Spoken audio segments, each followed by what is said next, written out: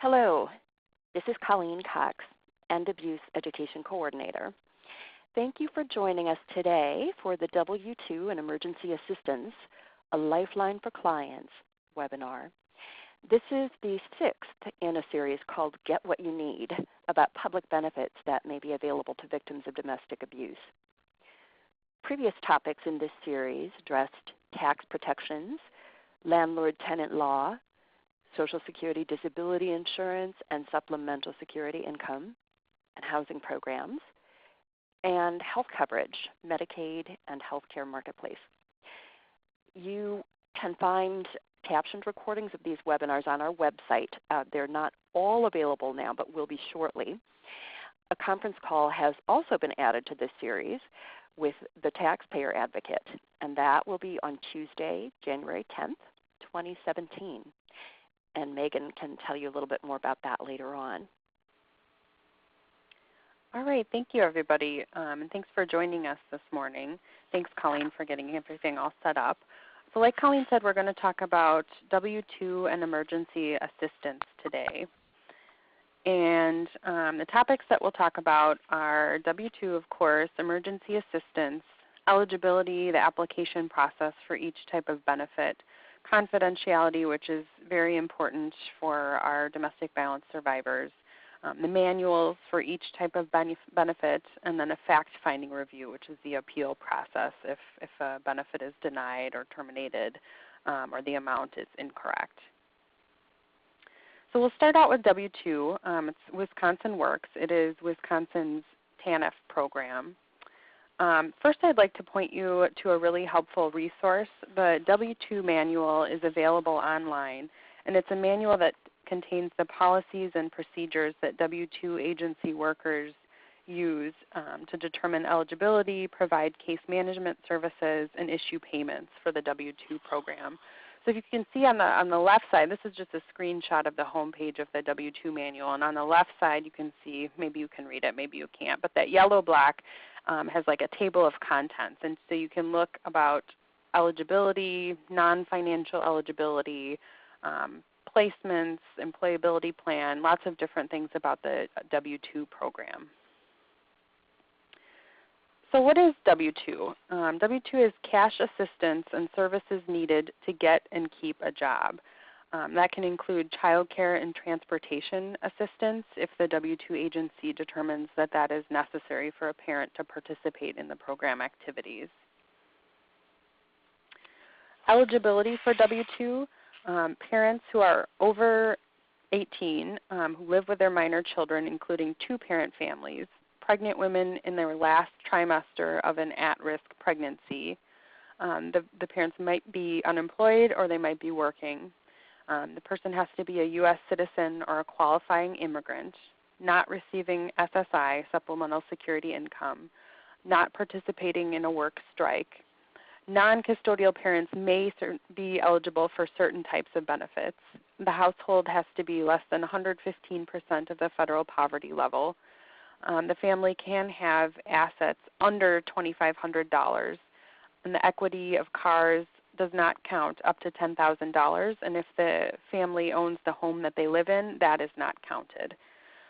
There are certain types of income that are not counted when determining that 115% of the federal poverty level, and that includes student financial aid and scholarships, earned income of a minor child, so that would be where the minor child is actually working, and then child support received.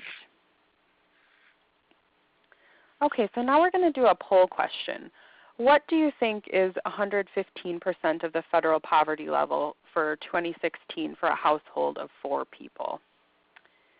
So take a couple minutes to take this poll.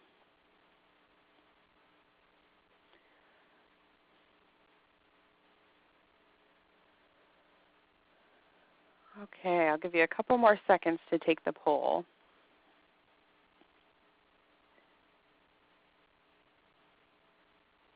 Okay, and it looks like we're kind of split across the board. The answer is actually $2,329. So you can see this table shows you 115% of the federal poverty level. It's monthly. It's calculated monthly on this table. So it shows you that families who are earning under that would potentially be eligible for W-2.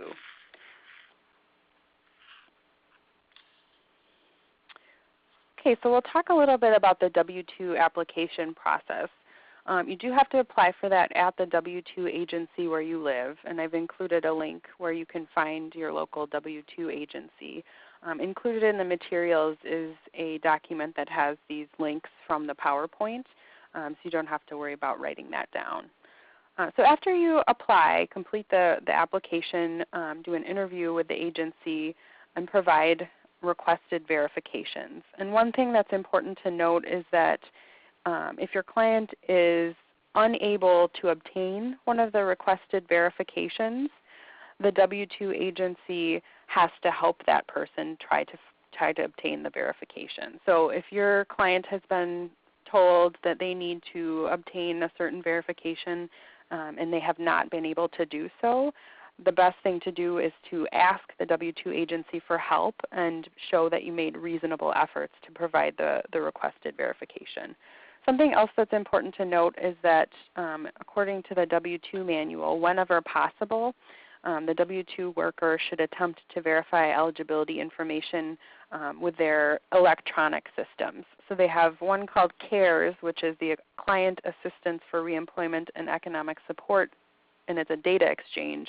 And then they also have the person's electronic case file. So if the person has been on benefits in the past and has provided verifications in the past, they might still be in that electronic case file. So whenever possible, the worker should verify things through CARES or the electronic case file. And it's certainly appropriate to ask the worker to verify things through those systems.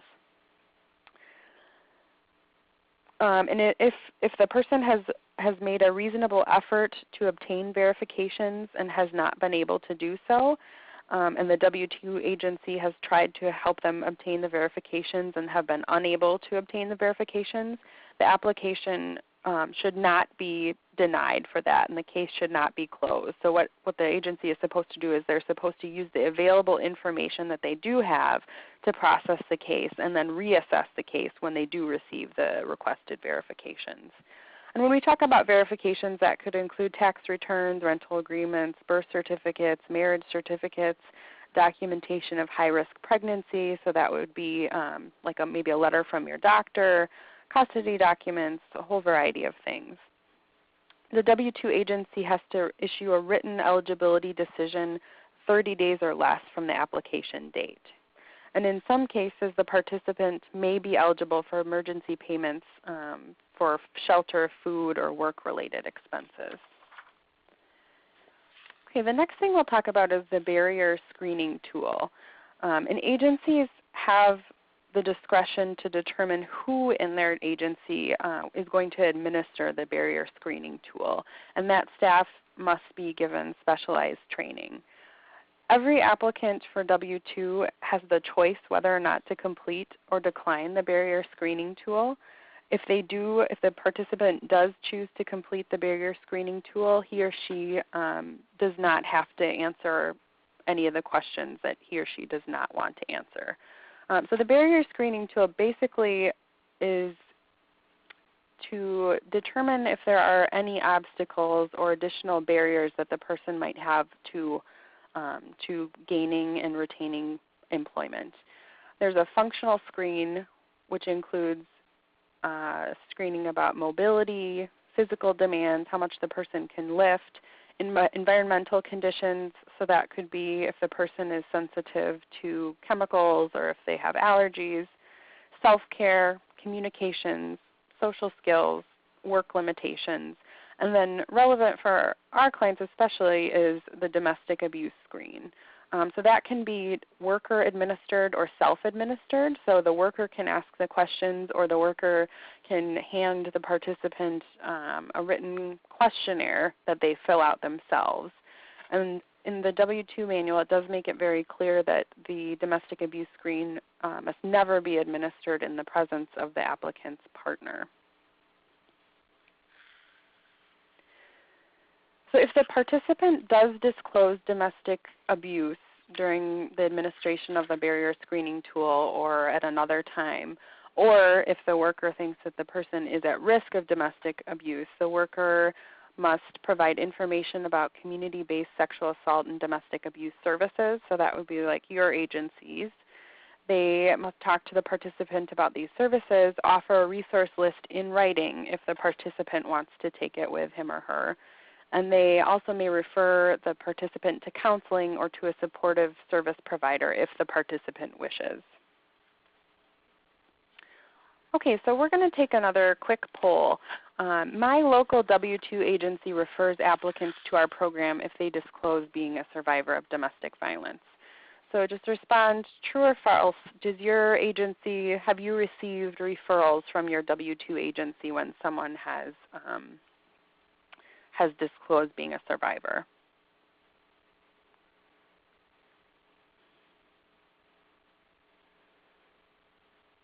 Okay, I'll give you a couple more seconds to respond.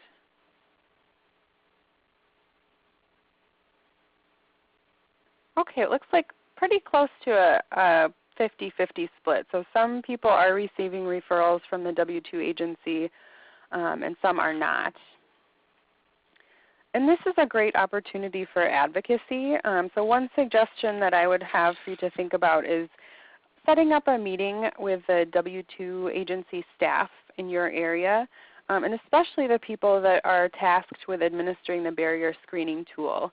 So talking to them about the dynamics of domestic violence, talking about your agency and the services that you offer, talking about other resources for survivors in your area, talking to them about what is the specialized training that the people administering the barrier screening tool are receiving, and if it's possible for your agency to be involved in that training. My understanding is that there is a full day of domestic violence training for W-2 staff when they start, but then there's not like a continuing education about it as they go forward. So I think it would be great to offer a refresher for your local staff, and I'm sure they would appreciate your expertise. Okay, so then we're going to go on to the participation requirements. A W-2 participant may have to participate in one or more activities to receive their W-2 benefits, and that can include work, education or classes, training, or other activities like counseling or treatment. And that can be especially relevant for domestic violence survivors. Counseling is an option for W-2 participation. Benefits are reduced for every hour of assigned activities missed without good cause. Good cause can include domestic violence. W-2 participants receive an employability plan. The plan is written and it lists all assigned activities. It talks about where you're supposed to go, how long you're supposed to be there, and when you're supposed to be there. I wanted to point out, because probably some of you are thinking that this employability plan might put clients who are facing domestic abuse in peril. The W-2 manual, this is a site, that 5.6.2 is actually a site from the W-2 manual, and it states that the employability plan has to take into consideration results of the domestic abuse screen and any follow-up assessment information to make sure that the participant is not at risk of violence by a partner while engaging in their W-2 activities. And consideration has to be given to time of day, location, on-site supervision for each activity for a survivor to make sure that their W-2 activities are not putting them in danger. Another thing that's really important to note is that participants can ask for accommodations from a site manager or their W-2 worker if they are facing domestic abuse or stalking. So that could be, for example, sitting at a desk that's not visible from the street or by the public, having the worksite security know the person's car and their own description and be notified if the person is on site. And this is also another opportunity for advocacy by you all with your local agency, talking to your W-2 agency about employability plans, talking to them about how it might not be safe for some of your clients to take those plans with them, and making alternative accommodations for them so that your clients still know what activities they're supposed to do, when they're supposed to be places, but it's not like a roadmap for someone who is stalking them. Talking to your agency about accommodations that might be necessary. I think you all would have great ideas and be able to assist the W-2 agencies in talking about how can your clients still participate whenever possible, but maybe with accommodations so that they're not put in danger, that their coworkers are not put in danger by someone who is stalking them. Also talking to the W-2 agency about the prevalence and the seriousness of stalking, because I think that's something that the general public doesn't know a lot about and that you all have a lot of great expertise in.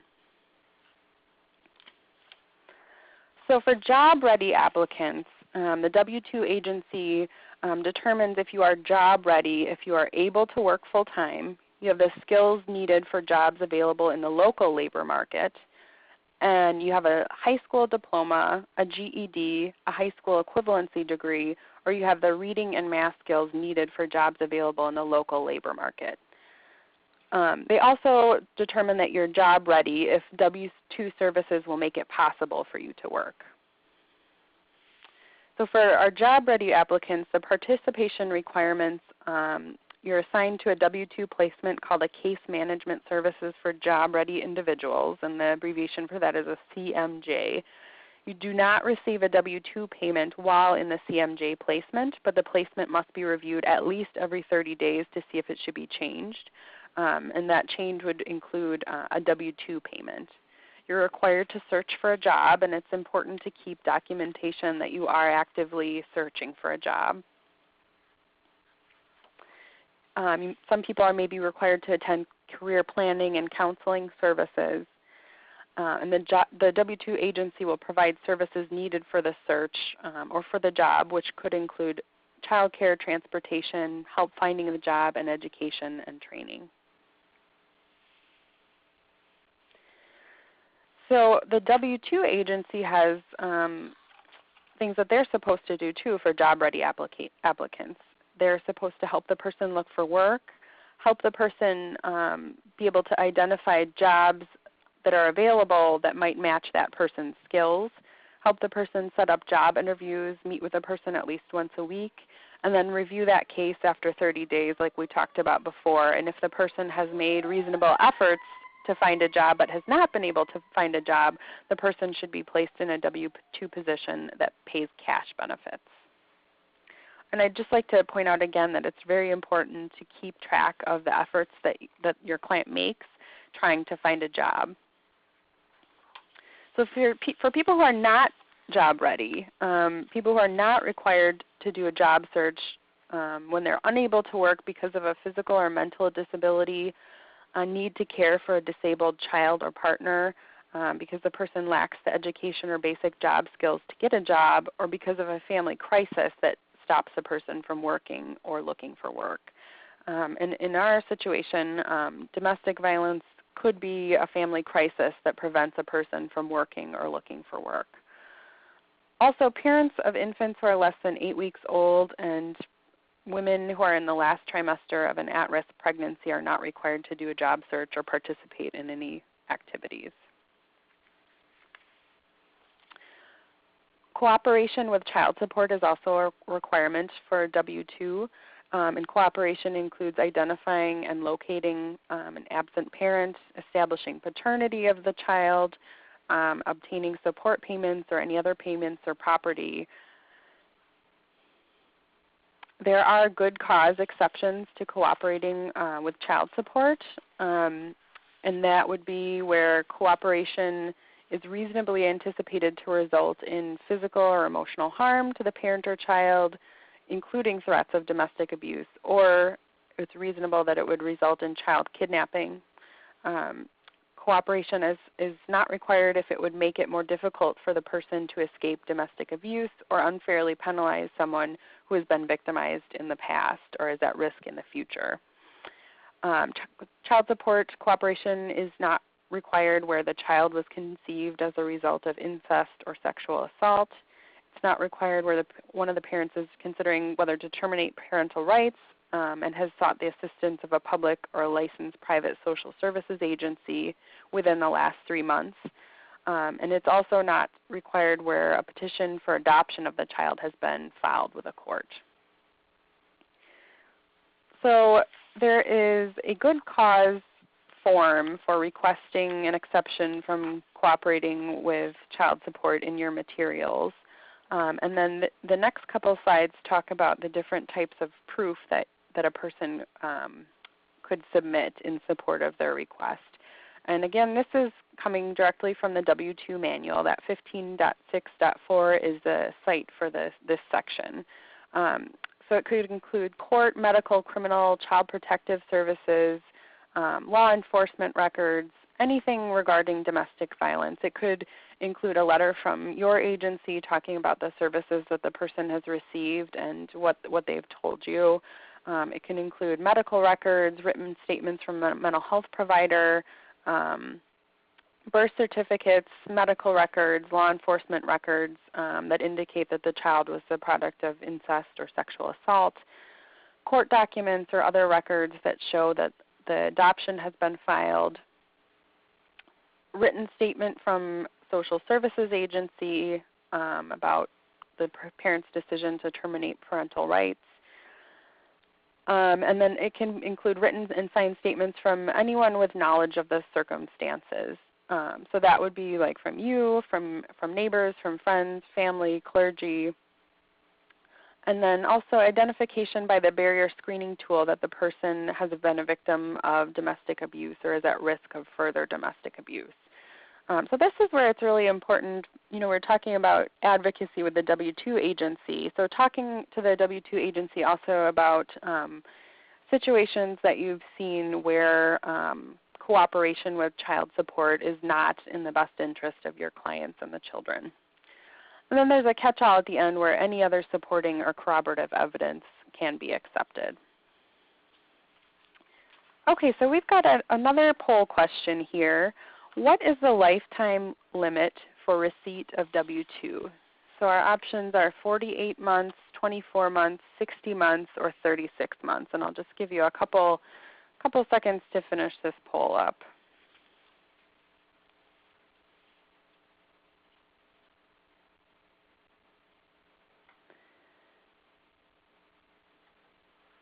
Okay, so most of you said 48 months, but it was kind of split between 48 and 24 months. And the answer is actually 60 months. There is a change on the horizon. There's been a proposal to change it to 48 months, but at this point, the lifetime limit for receipt of W-2 is 60 months.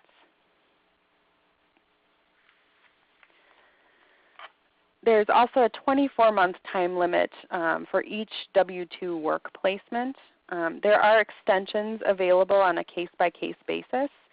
So example would be where the person is a victim of domestic violence, they're homeless, health crisis, they have been seeking a job but they have not been successful.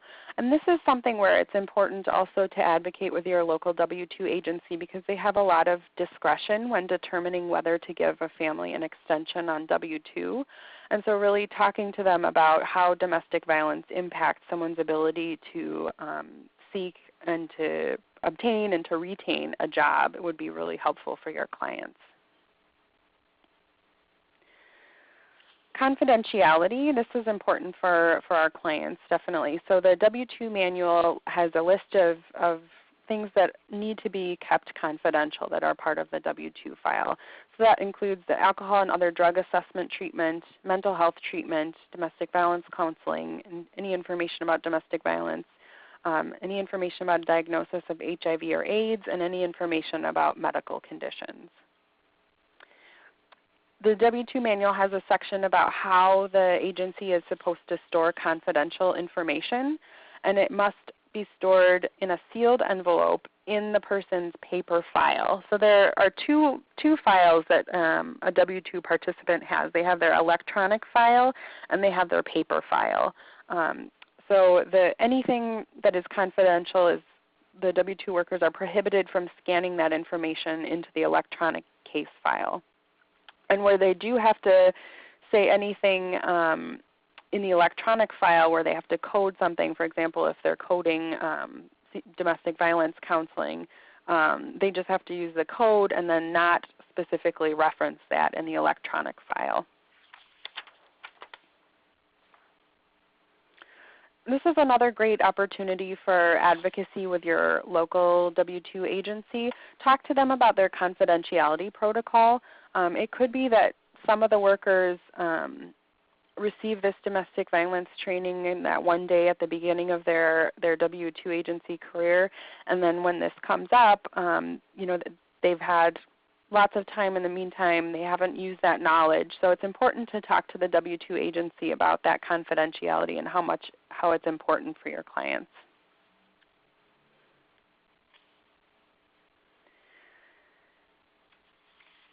Okay, so now we're going to talk about emergency assistance. Emergency assistance has its own manual. It's similar to the W-2 manual.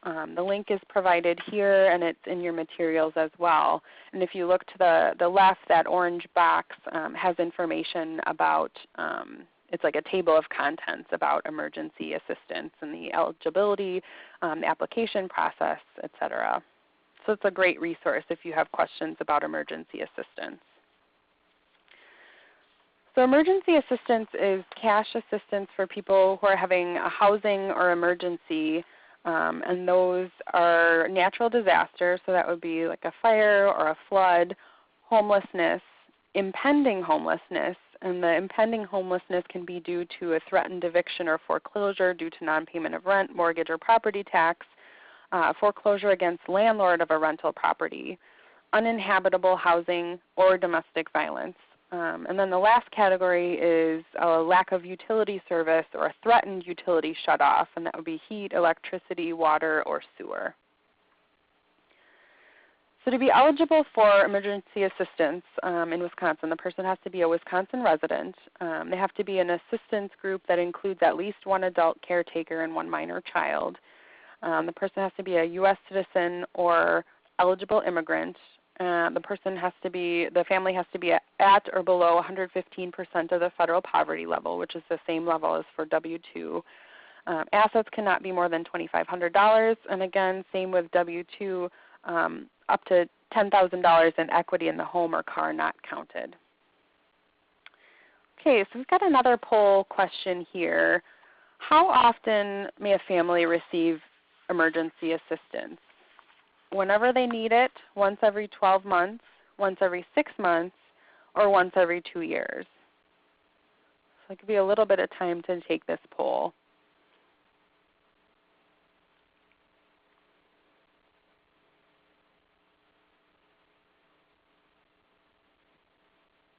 Okay, a couple more seconds.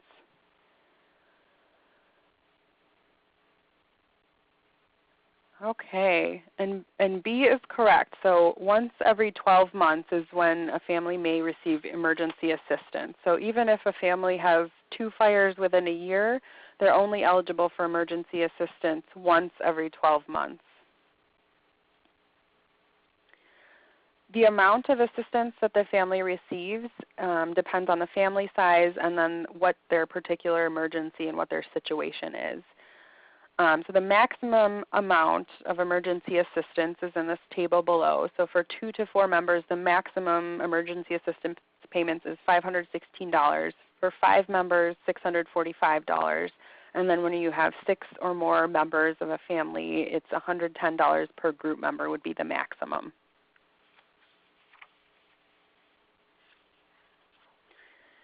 So acceptable uses for emergency assistance would be to keep or to get new housing. In the case of a natural disaster, pay for home repairs, temporary housing, clothing, food, transportation, medical care, necessary appliances or household items, and then also keeping or restoring utility service. So the application process, it has to be submitted in the calendar month of the emergency or the next calendar month. The application form is found at the local W-2 agency, and then you have to submit proof or verifications. And we'll get into that in a couple slides. So for domestic violence, if someone is a survivor of domestic abuse and it has made them homeless or it may make them homeless, or if they would be homeless if they left the abuser. Those are all reasons that the person might qualify for emergency assistance. And here are the 2 sites from the Emergency Assistance Manual regarding domestic abuse and eligibility for emergency assistance. So for verification of homelessness, I included the section that's about domestic abuse. And what it says is that verification from a third party may not be possible, and that the agency is able to accept whatever verification is available. Some cases that might just be the completed and signed application with the applicant's statement that they have been facing domestic abuse, and sometimes that might be all that's available.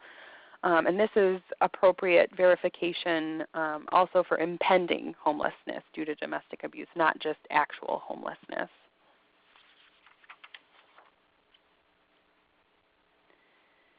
And this is another great advocacy opportunity, meeting with your local W-2 agency to ask that they be generous in what the agency accepts as verification of homelessness due to domestic abuse, educating them about how sometimes survivors don't have access to a lot of important documents.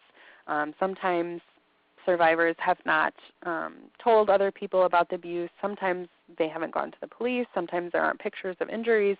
Sometimes there just aren't hard evidence of it, and so their statement should be accepted when applying for emergency assistance. Another thing that I wanted to point out is that I did not find anything in the Emergency Assistance Manual about confidentiality. And so advocating with your local W-2 agency that they should follow the W-2 confidentiality protocol, which we talked about earlier when processing emergency assistance applications, would be really important too. Okay, now we'll talk a little bit about fact-finding reviews. And fact-finding reviews, that's the appeal process for both emergency assistance, W-2, and then also job assistance loans, which we didn't talk about today. But this is the appeal process for those 3 programs. Legal representation is available. Sometimes legal action and Judicare do public benefits cases. And I've included their contact information here. I also included brochures for each organization in your materials. So definitely encouraging your clients who need to appeal a W-2 or an emergency assistance decision to contact either legal action or Judicare to see if they're able to represent your client is a great idea. A client can also choose another representative. The person does not have to be an attorney, but the person can go with the applicant to the fact-finding review. It's important if you have a client who has limited English proficiency to ask for an interpreter on the fact-finding review request form, and the request form is included in your materials too. The request for the fact-finding review has to happen within 45 days from the date on the decision notice, or within 45 days from the effective date of the decision, whichever is later. Some reasons that a client might need to ask for a fact-finding review would be if that person's W-2 is denied, if the W-2 application was not acted on in a timely manner, and the timely manner for W-2 is 12 working days or up to 30 working days if an extension has to be given to get verifications. If the person's W-2 placement is wrong or inappropriate, if the placement begin date is wrong, if the W-2 time limit extension is denied. So that would be like where your clients, if you have a client who has gone over the 60 months lifetime limit and they're asking for an extension because of domestic violence, if they're denied, a fact-finding review should be requested. If the W-2 case is closed or payment is ended inappropriately, if the payments are reduced inappropriately, if the agency says that the person has received too many benefits and is trying to recoup them, that's called an overpayment. And if it's inappropriate, asking for a fact-finding review would be a good idea. Again, if a good cause request is denied, so a good cause from participating with a child support, that would be a situation where your client could ask for a fact-finding review. For emergency assistance, it's important to ask for fact-finding reviews if the application is inappropriately denied, if it's not acted upon in a timely manner. And for emergency assistance, a timely manner is 5 working days. It's much less because, as it says in the name, it's for emergencies. Or if the amount is incorrect. So we saw on the table what the maximum amount is. If a person is granted amount below that and they believe that they should be granted a higher amount, that would be a situation where the client could ask for a fact-finding review. And we didn't talk about job assistance loans, but a fact-finding review can be requested if an application is denied or if an application is not acted upon in 12 working days.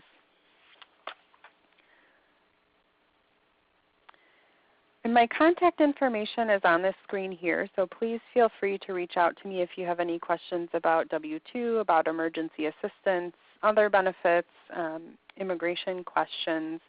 And if you would like more detailed information about which immigrants are considered qualified immigrants for W-2 and emergency assistance, please just shoot me an email and I can send you that information.